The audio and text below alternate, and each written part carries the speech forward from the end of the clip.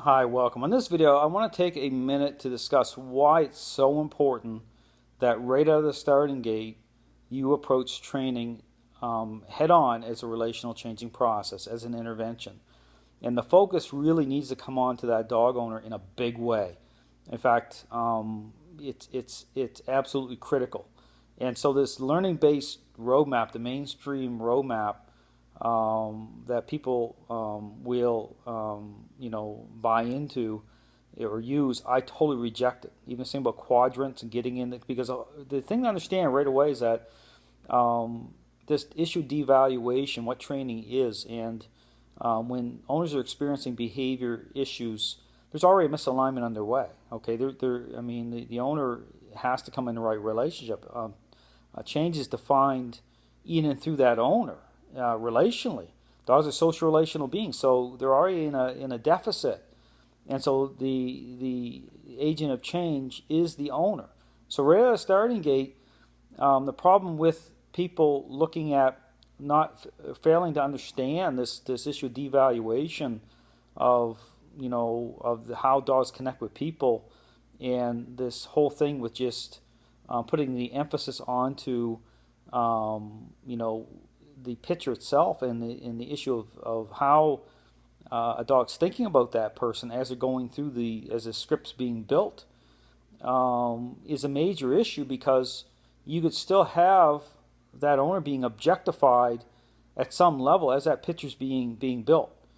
If the focus isn't on approaching training as an intervention. So the relational scripting process is critical. When I'm setting up, building, creating change, I'm not, just looking at building a certain picture of things through response that way. I'm interacting with the dog, so I'm working off of setting up what I just find as follower moments. Relational influence is coming online, and I'm making sure that, change is going to happen. And it's not about being aggressive with dogs. See, people get sidelined with this issue of physical force. No, it defines what's reasonable. Okay, you talk about leadership, but then the specific script itself of how change happens, it's really important. I keep it very defined. If you watch how I'm working with dogs, I'm not even using commands. Okay, I'm communicating at a relational level. Okay, so the depth of how change happens, it's hitting a whole different level. So I totally reject the mainstream narrative. Even with balanced training, it can be a problem. So I'm thinking totally different. That's the thing to understand. It'd be like comparing this to when people are talking about training or about this issue of change. I could be looking at the exact same window as even a balanced trainer, and we're looking at two different landscapes here. I mean, totally. And that's why I talk about breaking down the issues with with motives and what underpins the response and the problems with that. You have to be really clear here that I'm making sure things are setting up a certain way. There's a sequence I follow that I build off of to make sure that people aren't going to be deceived. So really clear, I want to be really clear about this, that when people talk about even get into these issues about rewarding for a certain position with the dog, be very careful of that. People are making assumptions that it is what it is, and that's not always true whatsoever. The sequence has to follow.